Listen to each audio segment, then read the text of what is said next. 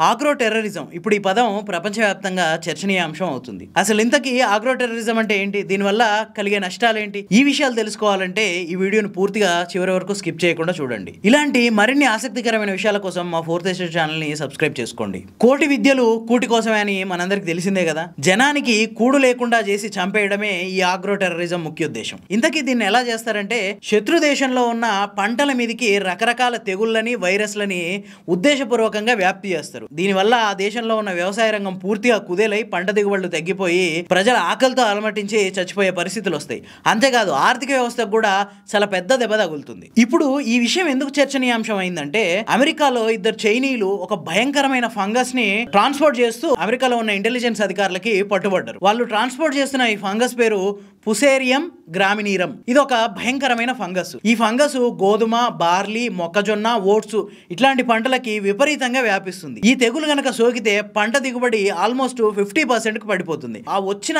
50 క్వింటాల దిగుబడి కూడా పూర్తిగా విషపూరితం అవుతుంది. ఇది మనుషులు తినడానికి గానీ ఆ గడ్డిని పశువుల మేతగా వేయడానికి గానీ పనికిరాదు. ఒకవేళ వీటిని పశువుల మేతగా గానీ మనుషులు తినడానికి గానీ ఉపయోగించాలంటే చాలా పెద్ద ప్రాసెసింగ్ అవసరము. ఈ ప్రాసెసింగ్ వల్ల ఆర్థికంగా రైతు నష్టపోవాల్సి ఉంటుంది. ఇది కొత్త ఫంగస్ ఏం కాదు. గతంలో కూడా చాలా చోట్ల ఈ ఫంగస్ బయటపడ్డది. కానీ కొత్త ప్రాంతాలకు గనక ఈ ఫంగస్ అంటుకుంటే చాలా వేగంగా వ్యాప్తి చెందుతుంది. అక్కడ వ్యవసాయ రంగాన్ని పూర్తిగా నిర్వీర్యం చేస్తుంది. ఇంకోటి, ఈ ఫంగస్ సోకిందన్న విషయం తెలియకుండా గనక ఆ ఫుడ్ మనుషులు తింటే లేదా పశువులు తింటే ఇవి చనిపోవడానికి కూడా అవకాశం ఉంటుంది. అంతేకాదు ఈ ఫంగస్ నుంచి కోలుకోవడానికి ఆ ప్రాంత రైతాంగానికి కొన్ని సంవత్సరాల తరబడి టైం పడుతుంది. మరి ఇంత ప్రమాదకరమైన ఫంగస్ ని ఈ చైనీయులు ఇద్దరు అమెరికాకి ఎందుకు తీసుకొచ్చినట్టు? అంటే చైనా అమెరికా మీద ఆగ్రో టెర్రరిజానికి పాల్పడుతుందా? అసలు ఇలాంటి విషయాల్లో ఎంతో అలర్ట్ గా ఉండే అమెరికాలోకే చైనీయులు ఈ ఫంగస్ ప్యాకెట్లతో ప్రవేశించారంటే మరి ఇండియా లాంటి దేశాల పరిస్థితి ఏంది? మన దేశంలో కూడా చైనీయులు ఇలాంటి ఫంగస్ ని ప్రవేశపెట్టడానికి అవకాశం ఉందా?